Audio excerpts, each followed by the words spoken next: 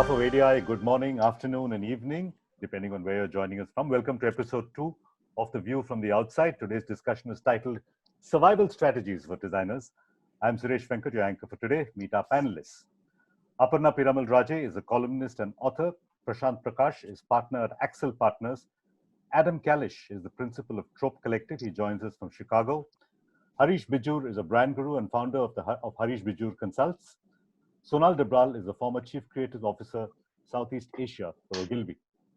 Now, before we start, a quick shout out to Seema Seth, Anshu Ajmani, and Nishant Wazir. These are the guys who handle all the back end of ADI events. Hello, all of you. A quick fist bump to Garima Shukla. Garima will be doing sketch notes during today's discussion. Garima does this when she's not at her day job at Paytm Travel. Time now to say hi to Shanu Bhatia. Shanu is a member of ADI. Shanu, would you like to say hello and kick things off? Yeah. Oh, hi. Hi, I'd love to welcome all of you panelists in the audience. Hi, Shanu. Hi, Shanu. Great to be here. Hi. Hey, Shanu. I know this promises to be a really exciting discussion that helps all the designers who have logged in to take a leap of faith that we will all live to see another day. It's good to see friends here. Hi, Aparna. I think Aparna and I go back to one of the first ASSOCHAM design committees where we finally realized that design was being recognized by industry. So that was a big one. Kunal, hi. Hi, Shanu. How are you? Back a long time. I think he's a friend to everyone creative and non-creative. He's just a friendly guy. But the one who I'm really keen to listen to and tune into is Harish Bijoor, because Harish and I go back to a CNBC panel where we had a different opinion on Kirana stores and whether good design could really improve their lot. So here I am again, Harish, plugging good design on behalf of ADI. Good to see you. I think, ADI to us is really about good design, about understanding human needs, putting them in the center of strategy and creative solutions, and creating something that can change lives. We truly believe that at ADI, and all our members also strongly believe that. In fact, just this morning, Suresh and I were debating on whether large telecom companies have left good design behind in the creation of these mammoth, efficient, functional units, where unfortunately the human element or the human interface has been relegated to automated customer service systems that just frustrate the consumer. So I think it is at this intersection of design and industry that I'd like to hand over the fate of this panel to you, Suresh. Let's get started. Thank you, Shanu. I remember a scene from the film Demolition Man where Sandra Bullock answers the phone and says, "Hi, this is a human response. If you prefer an automated response, press 1. So in the future. All right. Harish, Prashanth, Adam, Aparna, and Sonal, welcome to the discussion. First question, Adam. Designers often pride themselves in their ability to do design thinking, that is to creatively reimagine their clients' businesses. Why do designers have such a hard time when it comes to reimagining their own business? Well, the first challenge is in the question itself. Most clients don't ask us to reimagine their business. Yeah, we do it anyway. They ask us to solve a specific problem, and designers tend to overinterpret the problem. So I think the first thing we need to do is actively listen in the beginning to understand, the request, even our own request. Otherwise, you'll diverge and friction will happen, which happens quite a bit. So it's are we either problem solving or problem seeking? I think that's key, in my opinion. So when a client reaches out to us to solve a problem with a request, then we have to actively listen what they're asking for. And then we need to come prepared before an initial meeting to understand the client business and the marketing challenges that they're facing, and usually have 3 questions that relate to the initial request or address some adjacent issues. The other way is if you're problem seeking, even in reimagining your own business, then you need to frame the opportunity in a way that can be understood. Why is this opportunity if people haven't seen it yet? What are the short-term benefits in doing it? What investments would you need in order to, like, people, time, behavioral changes in order to make the opportunity come to life? And then essentially you need to sort of write things down versus it being in your mind on what the core and adjacent issues are relating to the request and what the areas of opportunity to improve the request and what variables could affect the scope and outcomes of the request.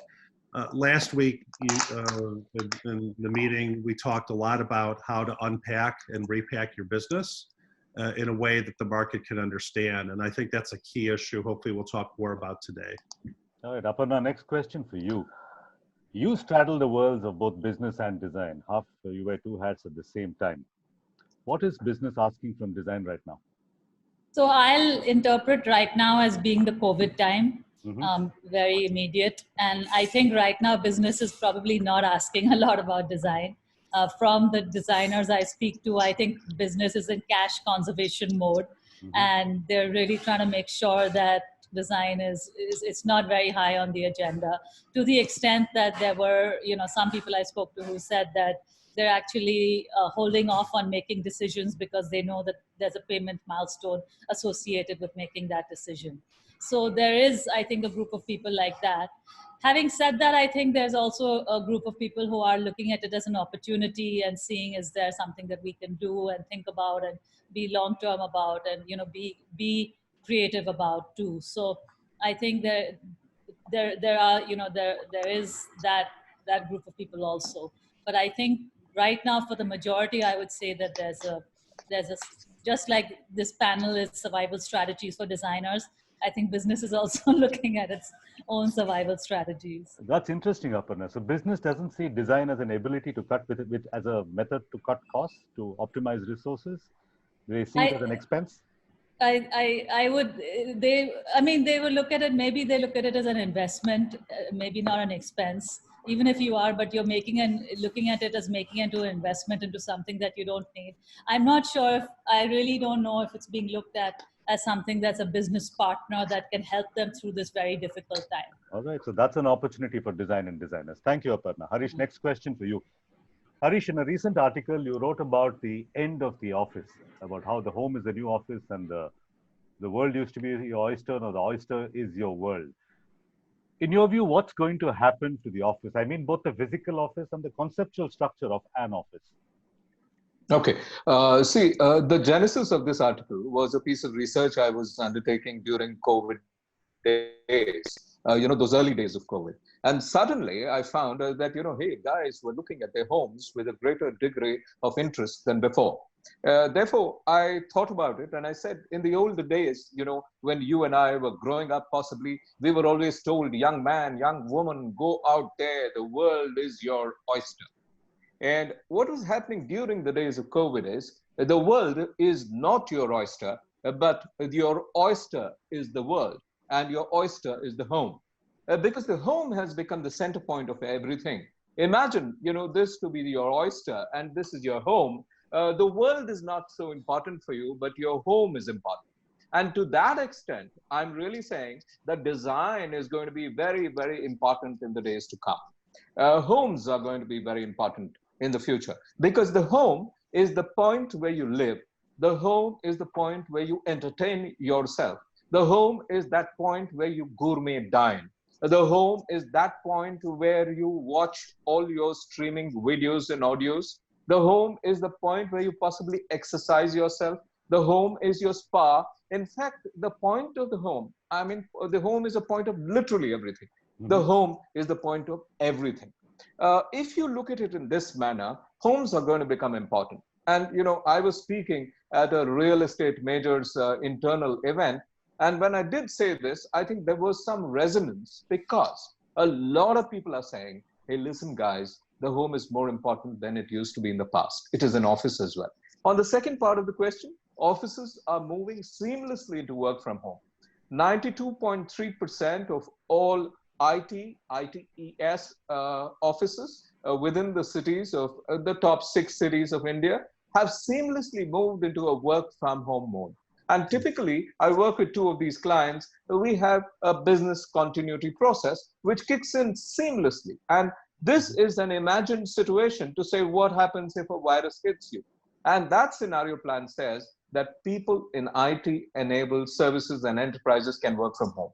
which means that work from home is becoming more and more important. So homes are going to grow, design of homes going to grow deeper, offices are going to crumble. All right. So these are opportunities for designers, for architects, for interior architects, and maybe technologists as well to set up homes that are all those things: offices, spas, entertainment centers, fine dine centers. All right. Now it's time for a quick audience poll. I see we have 129 members in the audience, and it's fast filling. The first question is, how are you doing personally? How are you doing personally? Each one of you in the audience. I'm sorry, the panelists can't vote. You can tell us verbally, but you can't vote on this. So here are your 4 options. I've accepted this as a new normal, no problem. Stressed out, don't know what to do. I figured out new ways of working and living. I'm actually doing better than I was before the lockdown. I fall into the 4th category. I'm doing better than I was. I've learned to cook. Fitness routine is back in shape. I know how my washing machine works. I know how to clean my own house. All right, so another 5 more seconds to finish the voting. So I've figured out new ways of working and living. A good 23% is stressed out, don't know what to do. Very few people, 11%, 13% have accepted this as a new normal. And 26% say they're actually doing better than how they were doing. All right, I'm just going to shut the poll off.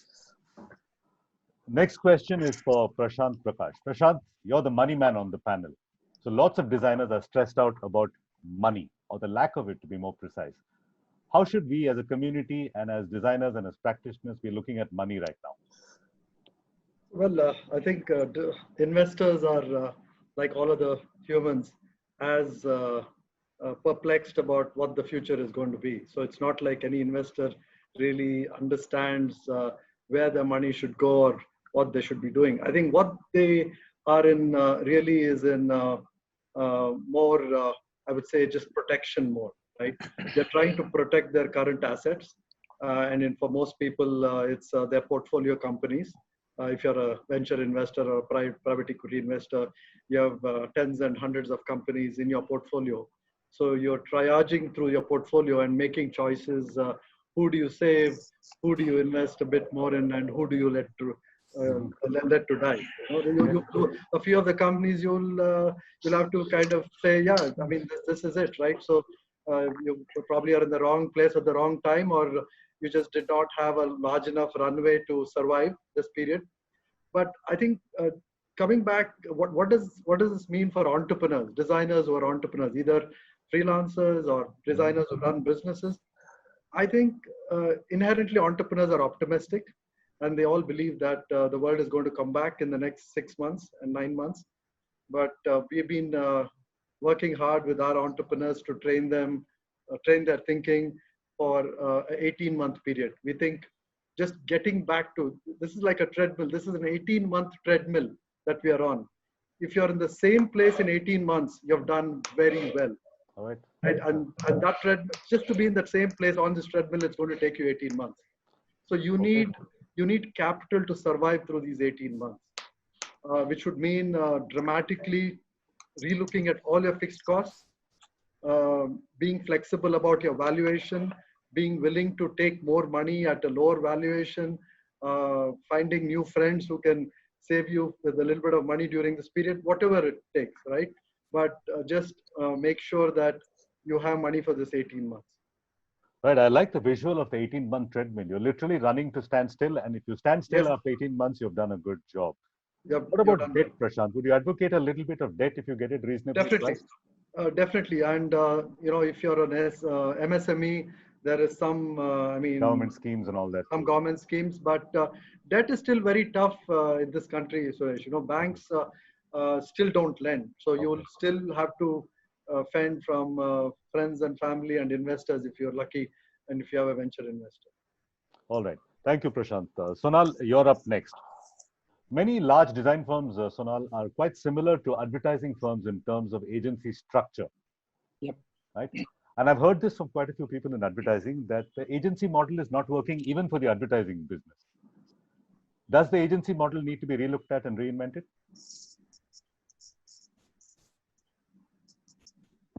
Oh, absolutely. I mean, we've been talking about it for some time.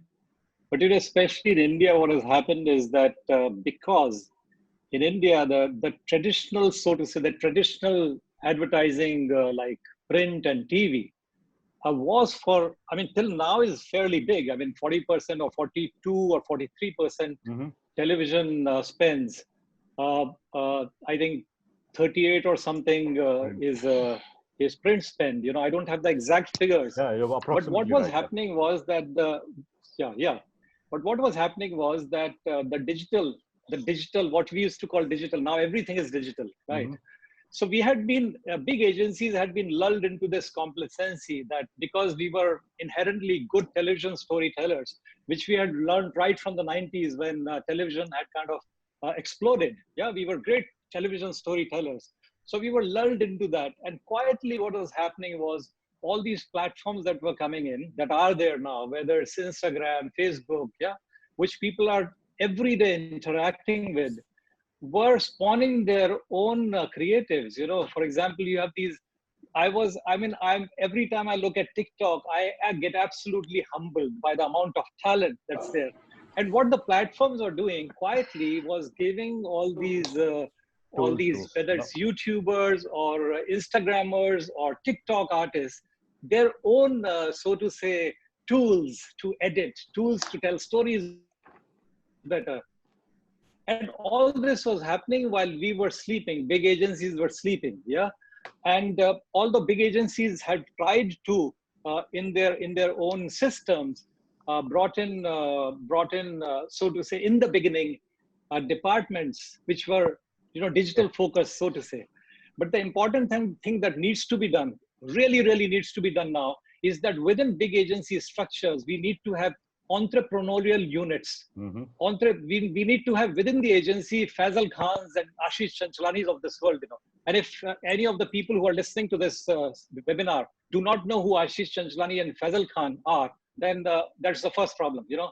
So we need those kind of people within the agency. And within the agency, smaller units, smaller entrepreneurial units who act fast, who work fast, who think fast, and who do fast. You know, because there is this dilemma of, you know, really beautifully crafted work that will always need to happen. Beautifully crafted work. What agencies and maybe big designer houses need to learn is that the realities will get lesser and lesser time in the world that we are living in, right? So within that lesser and lesser time, something that you know for so long, which is to craft communication better. I'm a big one for craft. You know, I really don't like things which are not crafted. So that's why I was following your strict instructions of Headspace and all that, you know, and I was running around getting books and all to raise so I am very much for craft. But that craft needs to come into stuff that we do really fast. And that's how we'll be able to get on top of things. But the reality is that things are changing much faster than we are kind of keeping pace with. And before our consumers or our target audience get hold of those tools, we should be getting hold of those tools. We should be knowing Instagram stories much better than my daughter or my son. You know, that's what I keep telling myself. All right. I see Adam Kallish nodding. Quick reaction, Adam, from you. Should large design firms have a sort of skunk works division inside themselves, a sort of rebel division? Yeah, the answer is yes. I totally agree with Sonal. That's the way you're going to get innovation is to rethink a lot of things that design firms or advertising agencies have done and seek new types of opportunities, new type of skills that Sonal was talking about that address the needs of markets that are being untapped, for example, or that are just emerging. They call them greenfield. You're seeing like IDEO and other firms are actually creating like skunkworks units within themselves. The problem is that there can be a backlash within the larger organization if the skunkworks is seen as getting all the good opportunity and the rest of the people have to then generate the revenue. They have to follow so the rules, in a way, you have to create new types of relationships, even with the people that you know. Sonal is smiling. So you have to reimagine your relationships within the organization as well as look outside the organization. But we need to get small in order to do bigger things. All right, it's time for our second poll on that. No, sorry, Sonal, I didn't mean to interrupt. Sure. Go ahead. But just one last point that the current the COVID, for example, has taught us that it needs to be accelerated, the change. That's all. All right. Speaking of COVID, time for poll number 2. Anshu, if you can fire poll number 2. Right. Members of the audience and attendees, do you think this pandemic is one of a kind or the first of many? 4 options: one of a kind, first of many.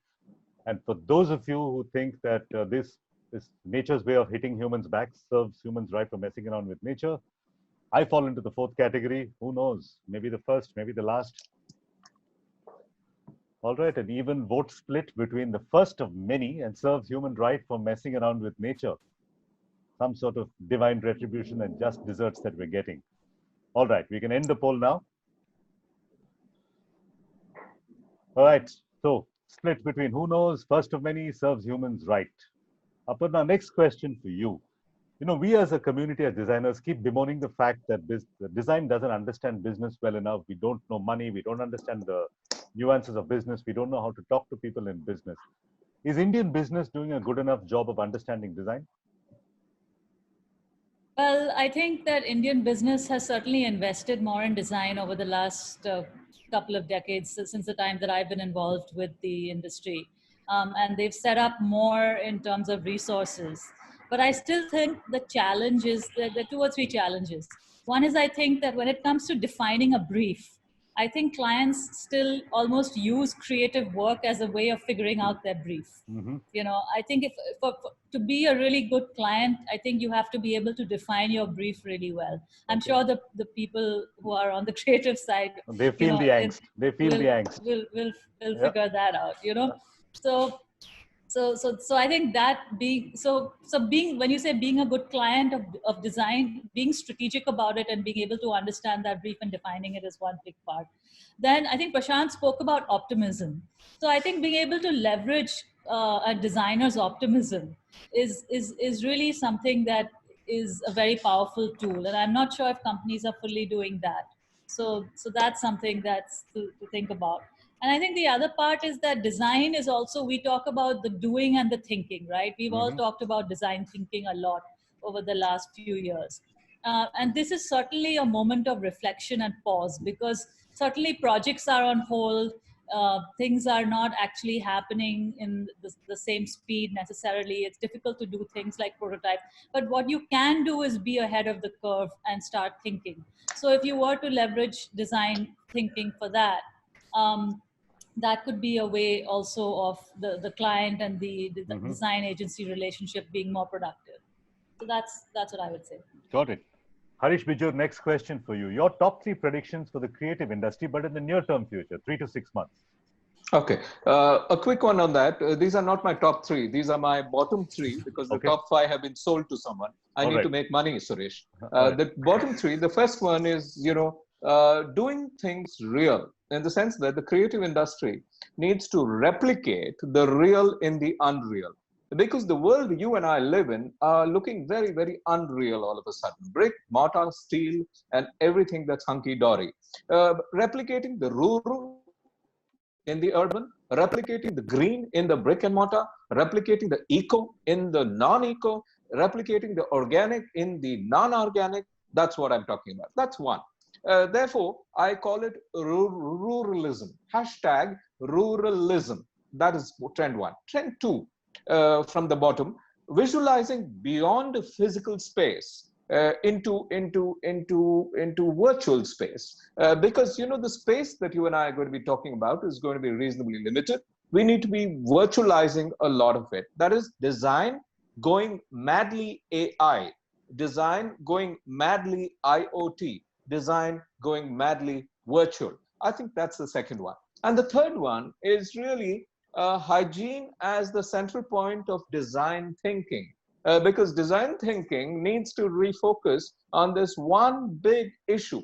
I keep saying what Osama bin Laden did to the security industry long ago. The COVID-19 does to the hygiene industry. So everything needs to think hygiene, a hunt for clean air, clean water, clean clothing, clean shelter, clean design, clean technology, everything. And added to it is community interest. Suddenly there's a very forced community interest which is coming into play. This is not community interest by volition. It is by force. to say that, look after your community, otherwise you're going to be in trouble. And that is the key to it all. Because when you design now, you need to think not only of your client, his uncle, his aunt, his grandfather, and of course his wife, but you need to think of the surrounding locale and what can design do to leverage the locale to positive benefit of this entity you're designing. These are the three which I will talk about.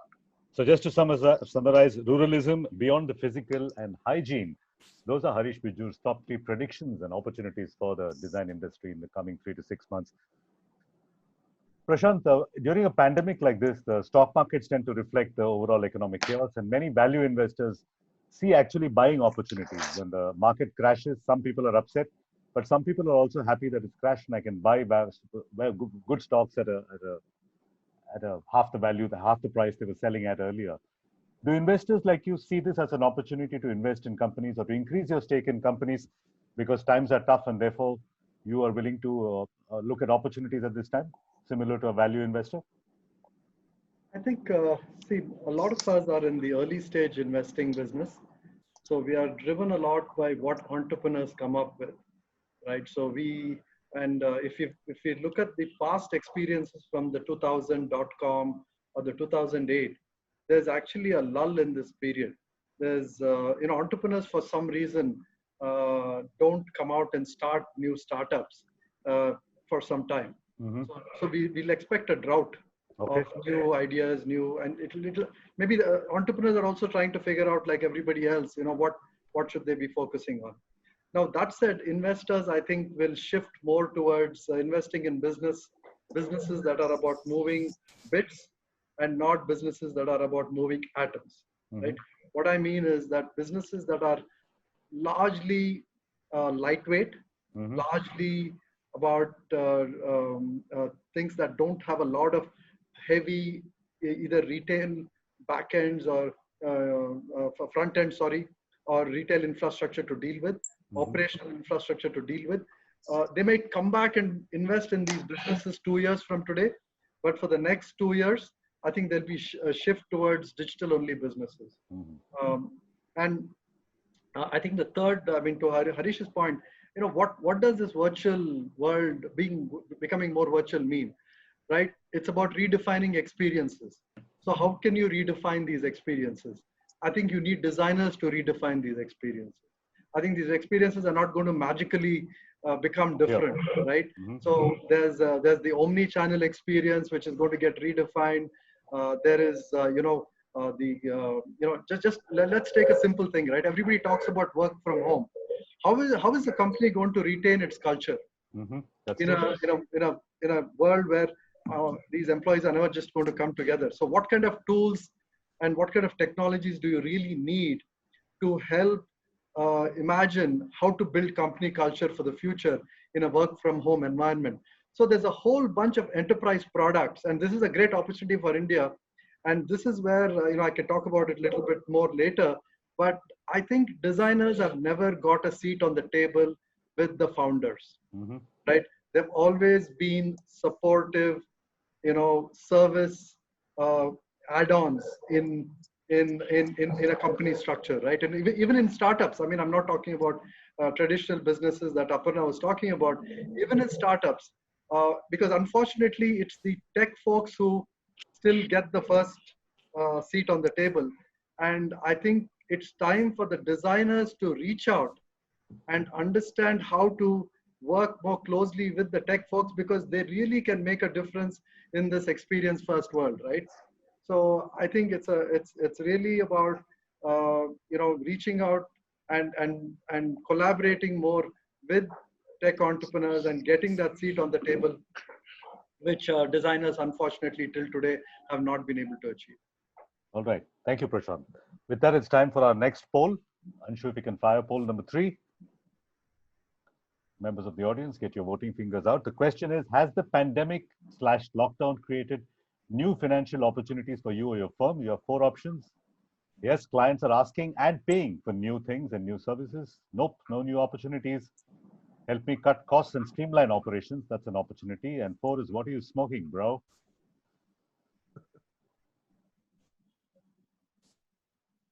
5 more seconds to complete your voting. I can see a dramatic shift in voting percentages. And 3, 2, 1, and let's close the poll. All right, a good 28%, a third of the audience asking me what I'm smoking, but a good 34% saying no new opportunities. Only 17% saying the clients are asking and paying for new things or new services. That brings me to Sonal once again. Sonal, advertising as an industry is many, many times bigger than the design industry. I have two questions for you. Should the design industry attempt to become as big as the advertising industry? Question number one. And second, what will it take to become as big? I think no, I don't think they should attempt to become as big as the advertising industry, but they should definitely aim to become as influential. Maybe they both mean the same. I think what's missing right now, except for some of the big design houses, is the influence that they have on the overall brand work of the brand that they are handling. Mm-hmm. And I think, and my whatever I'm saying applies to right from small design houses to medium size, because as I said, the bigger ones are still doing it right. I think what definitely needs to happen is that design houses and advertising agencies, when they're working on a project, need to come together much more. And possibly because possibly design houses can take the lead in kind of connecting with the advertising agencies when they're working on the same brand as the brand's advertising agency. So I think that it's the influence that they need to aim for. And one of the ways that can be done is that because I think what's in favor of design agency right now is that currently it's not just about a print ad or a television ad or an ad on Facebook, right? Currently it's all about customer experience, which goes much beyond advertising. And I think design houses are by their very nature, by their very training, are better at that. Mm-hmm. in terms of advising clients about the total customer experience, right? So I think they should leverage that in terms of getting to the client, getting a bigger share of the pie, and having more influence with their clients. But having said that, I think it's really important that advertising agencies and design houses start working much more closely together than they've been doing. Yep. All right, thanks, Sonal. I hope there was something in that. Yeah. Sorry to interrupt you, Adam. Yes. So now, to build on what you just said, in the United States, Leo Burnett, the advertising agency, they actually have a design arm that actually works with the account representatives of whatever the big accounts are to do exactly what you're talking about. And they've been very, very successful, by the way. Yep. And if I'm not mistaken, Sonal, most Indian agencies do have an embedded design arm within themselves. They have a design cell sort of thing. Yeah, some of them have been successful at doing that. But the problem with, again, advertising agencies is that not many have embraced design the way we know it. So that's another lacuna. So agencies that have been able to do that successfully, like Leo Burnett, as the example was just given, right? So there are some agencies that have done it well. Got it. Harish, next question for you. There's a rule in economics that says human beings tend to overestimate the short-term impact of a technology, any new technology, WhatsApp, Bluetooth, and severely underestimate the long-term impact of that same technology, electric cars being one. Yeah. Is this true of the current crisis? Are we overestimating the short-term impact and underestimating the long-term impact? All the time, totally true for sure, but only, we'll know at the end of it how it's going to pan out. But I want to take a point from that. And I want to say that, I work a fair bit with tech startups, people who are putting together all kinds of hard products and want to soften it. I think this is where the COVID call, I call it COVID call opportunity, lies. Because digitalism is what you and I are talking about. Believe it or not, digitalism is going to overtake our lives post-COVID call. But digitalism can be reasonably hard. And therefore, accompanying digitalism must be designism, if I am to corrupt design into that. as a terminology, because digitalism is hard tech and design is soft tech, or I hope it becomes soft tech, much softer than it is today.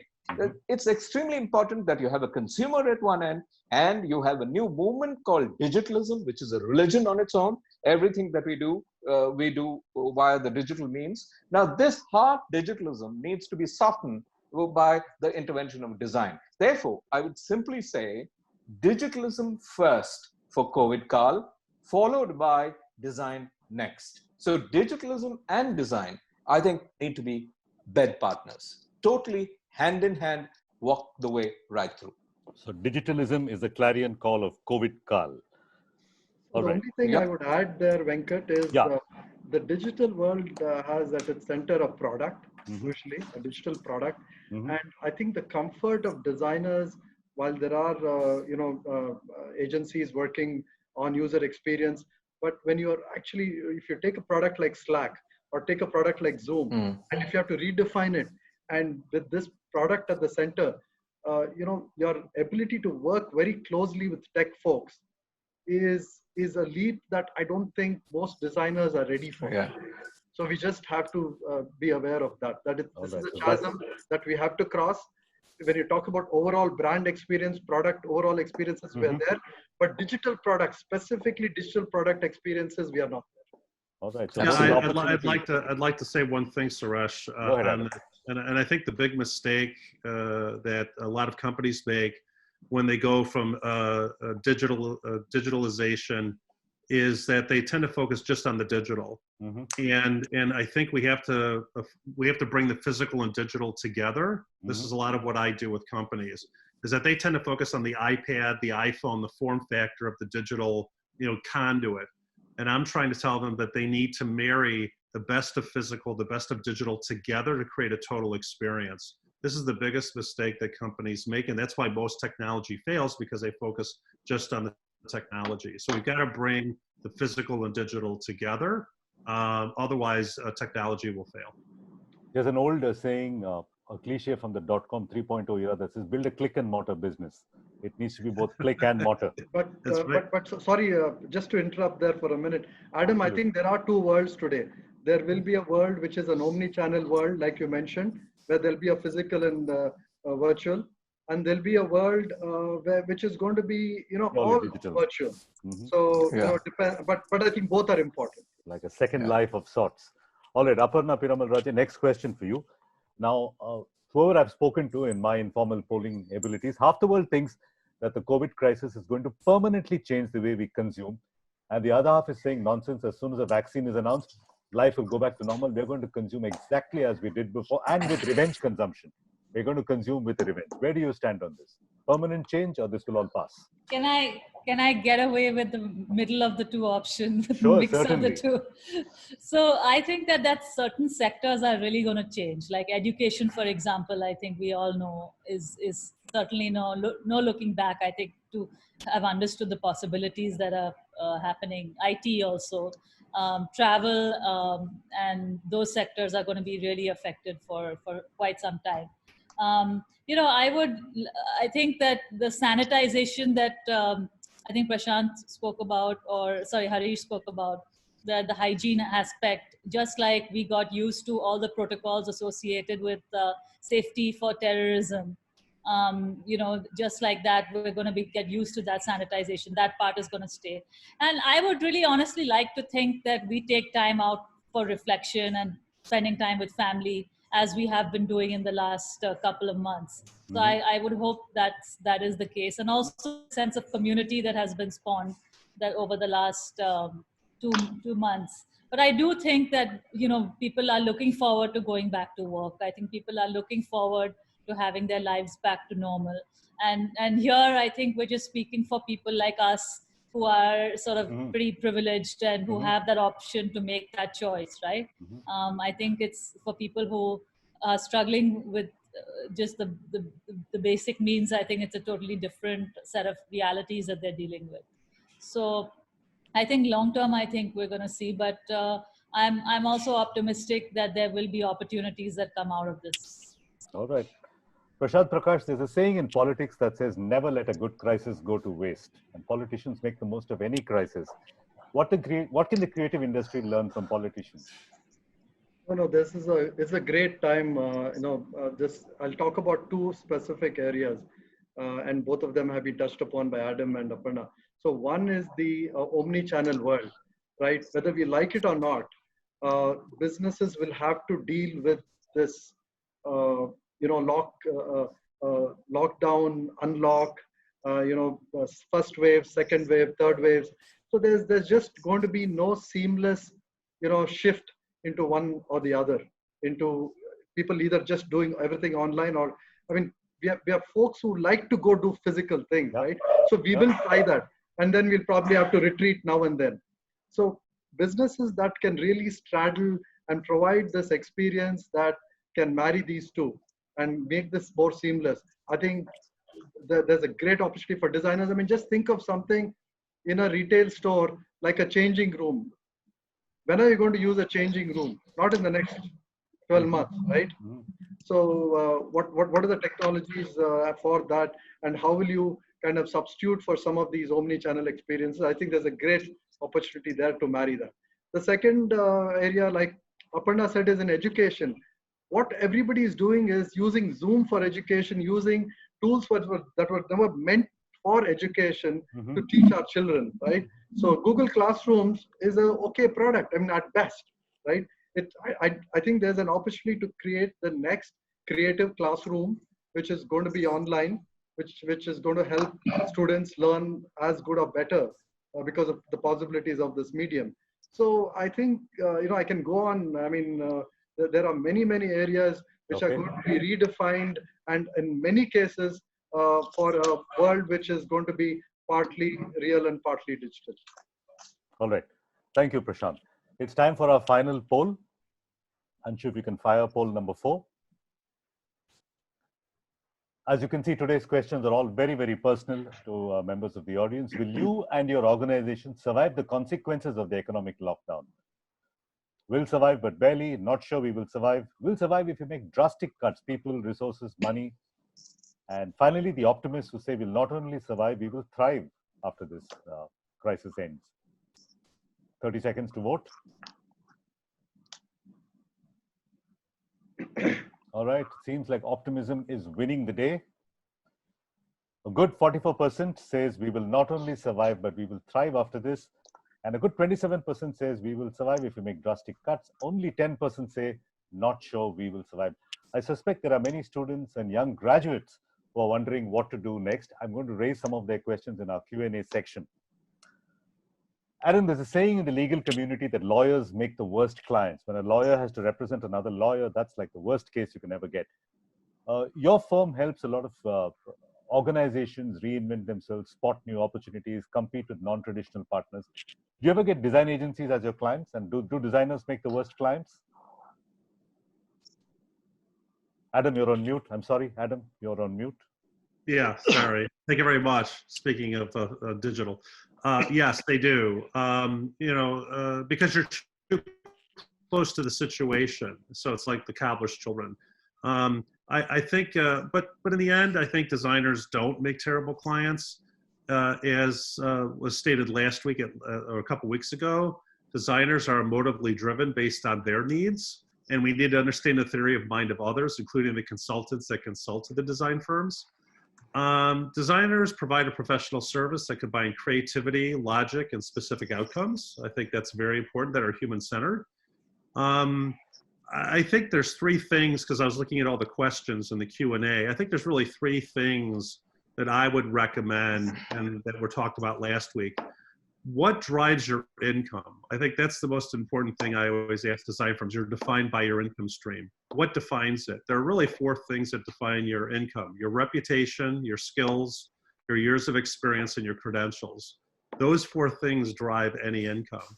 So you have to recognize that the market defines your monetary value first. So I looked online, what does a graphic designer in New Delhi make in terms of money? I was just sort of curious about that. And it was about 18,000 rupees per month, or about $241. The question is that a fair income? And if yes, you can command it, that's great. If no, then you need to differentiate yourself in a way to demand a higher market value. The second thing that designers need to do is unwrap and unpack your offerings in a clear way. I think a lot of design firms don't have clear offerings, and I think that causes confusion to clients. You need to break down your processes into smaller bits to deliver the value. So it's not a menu of options. Last week, I think it was like create a menu of options. You don't want to create a menu of options because that causes confusion. But you want to say, what type of problems do we solve? I think that's what we need to focus on, not on the menu of options. And so I think that's what you need to do. The third thing is that designers need to create a limited liability corporation and need to become a legal entity. Most designers are not legal entities, they're individual operators, and that's a huge financial risk, especially if things go bad. So create a limited liability corporation, because they will also then create a level playing field between a corporation that hires you and you as an individual proprietor who's also a corporation. That makes a huge difference in terms of your design briefs and all sorts of stuff. So I think if we can do those three things, I think we'll become more competitive and also more relevant to our clients. Harish, let's talk about your business for a change, not the design business. What's the future for a consulting business like yours? Okay, see, a consulting business is really a mind business. It's strategy consulting. And if you really look at COVID, Carl, and all the turmoil that's been created, what it does is it actually tells people that, you know, we are in turmoil, we need ideas, we need thoughts, we need processes, we need systems, we need pathways. And therefore, you know, every one of my colleagues and I, more my colleagues and less I, have been working 16-hour work days. Therefore, it's a good time. Actually, turmoil time is great time for a consulting business. You know, there are some businesses which are insulated in both ways, like the alcohol business. It's good time business, it's bad time business. But consulting, this is the best of times. It was the worst of times, and it certainly is the best of times. Do you agree with Adam's formula of unpacking your services into different chunks so clients can choose only one or the other service instead of hiring the entire consulting firm? I think so. I think so. But the point is this, you know, consulting is reasonably broad spectrum as well, because you fit one idea from a space of an app into a retail client, and you take something from the retail client and put it into a pharma client. So not so much in broad spectrum strategy consulting, but in niche strategy consulting, which revolves around advertising as a vertical, strategy as a vertical, branding as a vertical, marketing as a vertical, retail as a vertical, distribution as a vertical, yes. Thank you. Next question, Sonal, if you can unmute your mic, it's going to come to you. This is the final question in the panel discussion before I go to the audience for questions. One of your colleagues, Rory Sutherland of Ogilvy, famously said, sometimes businesses have problems, but they don't have a media budget, and therefore ad agencies don't know how to solve the problem. Have advertising agencies focused too much on creating print ads and TV ads and media spends and not enough time solving a client's actual problem? No, I wouldn't totally agree with that. The only problem with the agencies have been that they've been getting paid for the advertising work they do, but not so much for the strategic work they've been doing. And some of the big agencies which have had some really good relationship with some big clients have been very, very for long-term big strategic partners of their clients. And but it's the consultancies who come in and then get the money for their thinking and all that. I think the problem that happened for agencies is that this whole field of consultancy, again, because of tech and because of the demands of the times, became so much more complicated.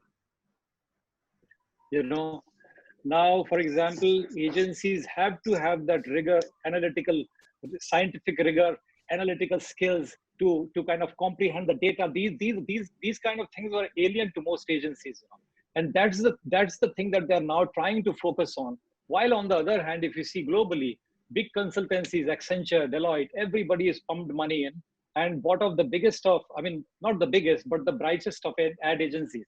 Like Accenture bought Droga 5. So suddenly an Accenture and Deloitte with the creative powerhouse sitting inside them start to look that much more attractive for the marketing budget of the client. So that's something that the agencies have to be really wary of And that's the part they need to, and agencies are working on it, whether it's WPP or Interpub or, Publicis, they are working on that, or Dentsu, working on, they have their consulting arm, more and more money is being kind of pumped into it. But so it's kind of a fight going on, a race going on. So agencies are getting consulting arms. Really,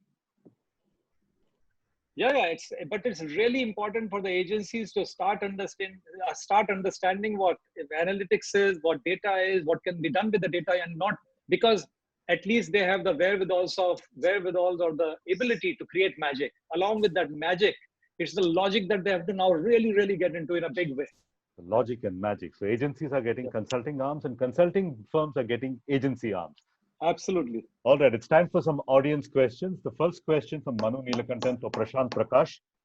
Prashanth, I'm going to read out the question exactly as it's written. If you were consulted, would you, and he says in brackets, honestly, so Prashanth, you need to be honest about this, recommend any of your portfolio companies to park their design expenses for a while this season, and why? Would you ask them to stop spending on design? So I think I can tell you that most of these companies have to evolve their product for a digital world. And in all cases, I don't think I can think of one case where, and about 80% of our companies had to do cost readjustments in some shape or form. I can't think of many cases where designers were the ones that were got the short end of that. So I think, as things get more and more digital and experience first, I think there is going to be value for designers. But at the same time, like I said, designers have to reciprocate and understand technology, understand the relevance with technology a lot more than what they have been able to do so far. So this is a period where, designers have to kind of come closer to technology. Okay, Prashanth, I know you have a hard stop at 6 o'clock, so you need to leave.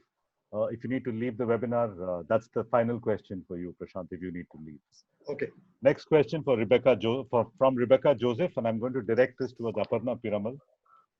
Aparna, Rebecca asks, there's an increasing focus on necessity over luxury. People are saying we only buy what we need, and that's why the economy is slowing down.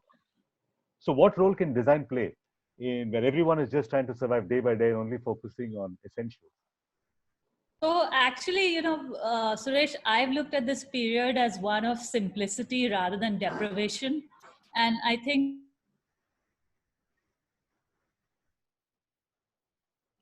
all right, we may have lost Aparna for a moment there. We'll try and get her a different back. perspective. Sorry, Aparna, we lost your audio for a minute there. Can I ask you to repeat your answer? Sorry, it's freezing again. I'm going to go to the next question. Can you hear me? Your audio is going in and out a little bit, Aparna. I'm just going to come back to you in a couple of minutes. Okay, yeah, sure. Right. Adam, next question from Abhishek Sharma for you. The word new normal is being used a lot. So what should be the, in quotes, new normal for designers? Well, I think designers have to move from creativity and production, which has really been the history of design, to more into problem solving. Expanding the sort of the footprint of design to deal with many problems that don't deal with traditional design deliverables, whether that be brand or marketing or whatever. I also think is that they also have to create new relationships. Most designers have relationships with marketing, PR, functions within a company. You have to move to like human resources or to the chief financial officer or the chief technology officer. You have to move into sort of new areas of the company and solve problems that are human-centered that create new value. So that's my biggest thing. I think that's going to become the new normal is you've got to get out of the expression of production treadmill. Sonal, next question from Ashwini Deshpande for you. Ashwini says agencies have put themselves up too high on a pedestal to listen to even to the large design houses, let alone individual designers and freelancers. How does a design firm or a designer get through to a large agency like Ogilvy, for instance? It's like a mammoth. Ashwini, that's very wrong. In fact, I've been asking you that let's meet up, but you never met. Anyway, okay, this is getting personal now. No, I'm joking. I'm joking. I think, Ashwini, I don't think that's the case with big design houses. Uh, if you, I think the tussle that happens is that when the design houses and the agencies are working on a specific project, because then the guards come up.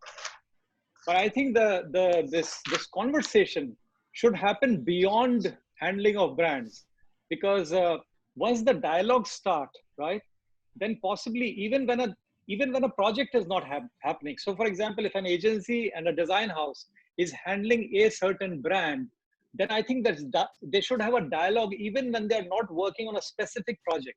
And I think that will start to really kind of break the walls, and will be beneficial to both agencies and to the design houses. So don't And talk. definitely for the client. So So don't be. I think it's just that, yeah, Don't be. avenues need to open. So don't be friends And from only when both there's. sides. Yeah. Got it. So Yeah. don't be friends only when there's work. Be friends otherwise as well. Meet Because up when for it. when there's work, the friendship goes for a toss. You know, it has to Right. be built when there's non-work happening. Next question for Harish Bijoor from Kanika Gupta, who says, will there be an increased focus on Make in India? And if yes, what will that mean for Indian design businesses? Oh, yes. I think there's definitely going to be a focus because, what really happens is in this country at this point of time, when there is a definition from the government right at the top, and we're talking Prime Minister Narendra Modi, what really happens is the line gets converted into actual action at the grassroots level. And that's what we've seen over the years from 2014 onwards. So you will see a lot of vocal for local is going to become a movement, which typically means to say make in India and made in India. And that is going to remain. And the design industry needs to be careful about that because there's going to be a focus on everything that's Desi, everything that's Indian. In fact, I wrote a paper recently called Desi Revival. The Desi revivalism is going to happen in a big, big way. Possibly the design industry needs to look at that. And that's why, Kanika, I spoke about the fact that, there is going to be this business of what I call hashtag ruralism. Ruralism in design, great way to go as well. And I'm sure Shanu will speak about this more in the end. We at ADI have been trying to get the idea of designed in India as important as well, not just made in India, but designed in India. That to be a label to be worn with some pride. Next question, I'm going to go to Aparna Piramal once again. Will sustainable and ethical design, everybody's talking about how this slowdown has been good for the environment. Do you think sustainable and ethical design will get a new outlook after this? That's what Jyoti asks. Okay, so before I answer that, I'll just answer the other question on the luxury and the essentials. All right. So, Suresh, I look at this period as one of simplicity rather than deprivation. So if I think design adopts that view that you're looking at how do you make life enjoy that pleasures of simplicity rather than looking at yourself as depriving luxury products, then I think that you can actually come up with stuff that is of value. Yeah, I think sustainability has certainly, we have all become sensitized to the fact that nature has taken over, like literally seeing those pictures of the animals taking over the streets, etc. So I think that we are now, even as your poll suggested, that we believe that there's been some sort of divine retribution in terms of nature. So hopefully, I would be very disappointed if we wasted this crisis and we all were locked up for nothing. And the sustainability and the ethical side didn't come out. So, all right. Next question for Adam Kallish. Adam, in the interest of full transparency, was my professor when I was in design school. He taught me a bit about design. So we've got questions from students, Adam. I've got Radhika Kapoor, and this is the most upvoted question today, saying that money is the biggest problem. I'm a design student about to graduate in 2 months. I have ideas for changing time. However, how do I sustain myself financially till I can bring my ideas to fruition? What can a young student do, Adam, at this time? That's the crux of it. I have 2 daughters that are in the same boat. They're about the same age. One is you may need to take a job or something that's not in your field. I mean, I'll be honest with you. You've got to do something to survive. So you've got to get revenue going. The second thing is you have a lot of time on your hands when you're not employed. So one of the things I always say is try to prototype and try to define a problem and prototype something, and then actually go to an organization and actually propose something to them. So you're sort of doing work on spec in a way, which in normal times would be frowned upon. But I think actually now that could be an opportunity that could actually become a revenue stream. I know several designers here in the United States that are actually doing that. They're right out of school. So they've actually identified a problem, they prototype it, and then they actually then go to the organization saying, we have a proposal for you, and would you listen to us? And most companies will take the time to will listen to your proposal. So I think it's do things to survive, which means you'll have to take jobs that may not be in the design field, but then invest some of your time in actually in both professional development as well as doing these projects. And if I may add to Adam's answer, there's an excellent book called Designing Your Life, written by two professors who work at the Stanford School of Design. They talk about how to redesign your career in any time, crisis time, non-crisis time. Harish, next question for you. Sukansha Agarwal asks, your advice for designers who want to launch a brand after the COVID crisis seems to be over? I think there are several opportunities. Anything that's COVID centric, anything that COVID has displaced, any mindset that COVID has displaced, any item that COVID has displaced, any item that COVID has created a need for, want for, etc. The mask, for instance, is a big item. I work with Tirupur in a very deep manner. Within 6 days of the COVID lockdown, we started manufacturing across 3 outlets masks, and masks of every kind. You know, top-end masks, which are actually Gucci masks, literally, and the middle-end masks, and the bottom-end masks, which sell at $10.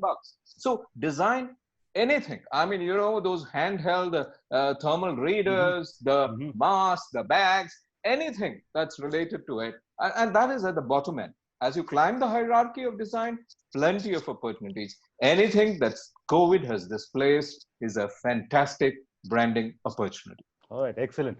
Sonal, same question to you. If you're launching a brand post this COVID crisis, what should be the sort of brand guidelines from a advertising design point of view?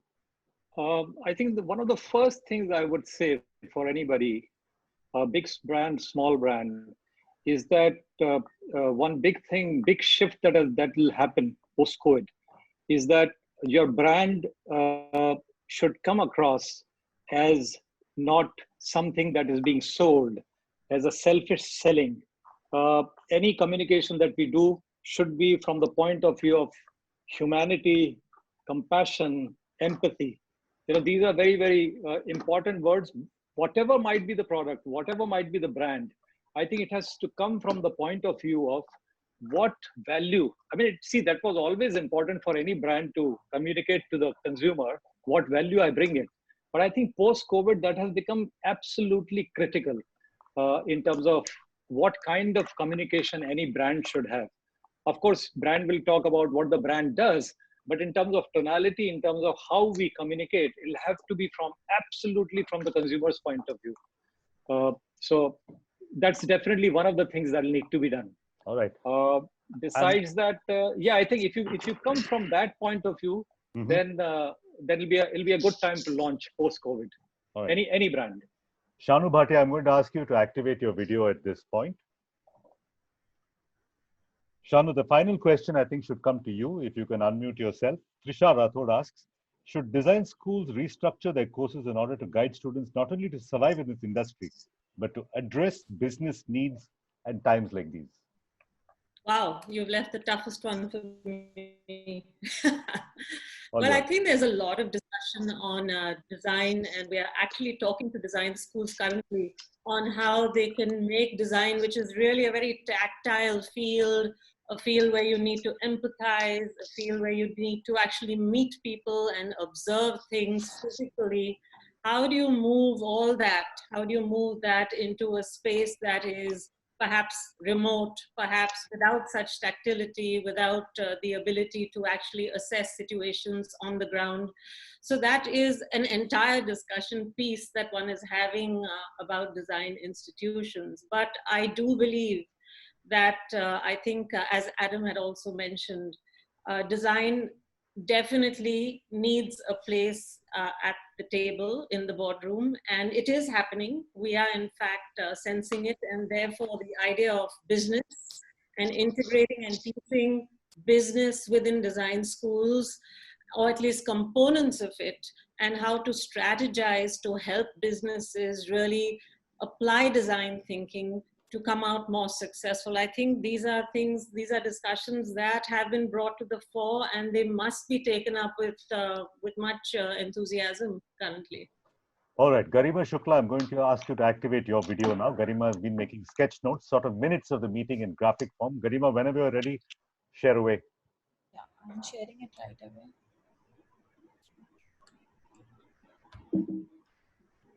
There you go.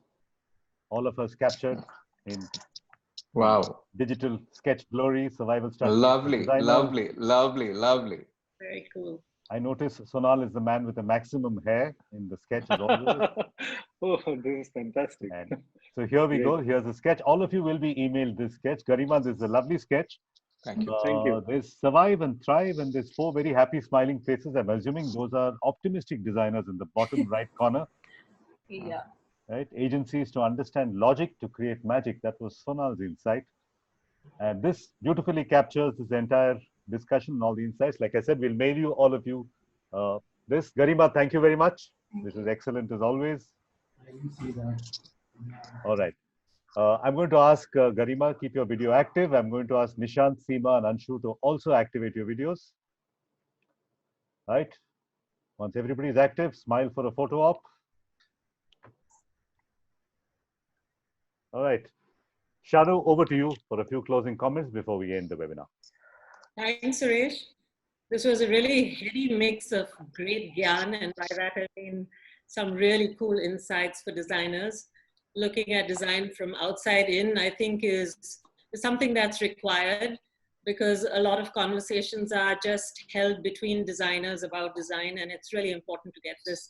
I think, for example, Aparna's view on businesses and businesses looking at their own survival strategies, I think that's really important. I've heard clients say to me, as soon as COVID struck, in fact, I've heard a client who said that design is a discretionary spend, and therefore their plans were put on hold, reserved for better times. Harish, this time I concur with you. Home is definitely your oyster, and everything that's centered around it. The home becomes an opportunity. The surrounding locale is an opportunity.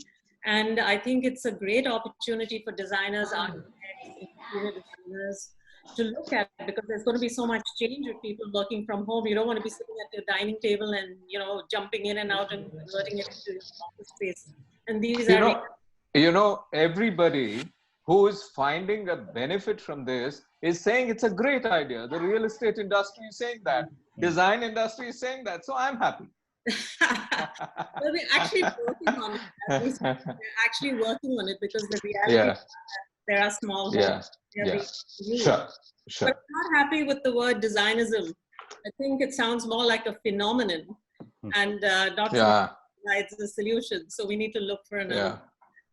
I think Prakash had really fantastic insights from a completely new perspective for designers about investors being human, investors being as perplexed as the rest of us, also in protection mode, protecting their assets. I've heard a client saying that I'm not spending on design because we conserve cash. And that's a reality I think we're all facing. But there was a lot of hope also. Entrepreneurs, he also said that entrepreneurs seem to be having a drought of ideas, and therefore investors are moving towards lighter weight business models, such as digital businesses. So here's an opportunity for smart designers to build smart enterprise products and, you know, really be as disruptive as the times are, I think. Sonal, you spoke the big truth. Big agencies were lulled into complacency. Everyone's creative. Everyone's creative. But sorry. Yeah, I just thought of a very important point that I wanted to just share with designers. By all means. I'm sorry for interrupting, which is that, you know, whether you are a graphic designer, product designer, whatever designer, do not forget video, right? Video and audio, because that's the future. Anything you do, master that, whatever you might be doing. Yeah. That's so true. I think everyone here is creative, and with tools, you can just generate a lot of content. But what's interesting is you also said that design should differentiate from ad agencies and work more on the experiential aspects and increase their share of the pie in terms of influence. I think that's something to remember. As also that design can be a handmaiden to strategy, just like big strategy consulting companies are now buying over design. It's time to do it the other way. Get more strategic in your thinking. Yes. Yes. Yeah. And Adam, I love it. You said that design should rethink opportunities and address green markets and opportunities. Get small to do big things.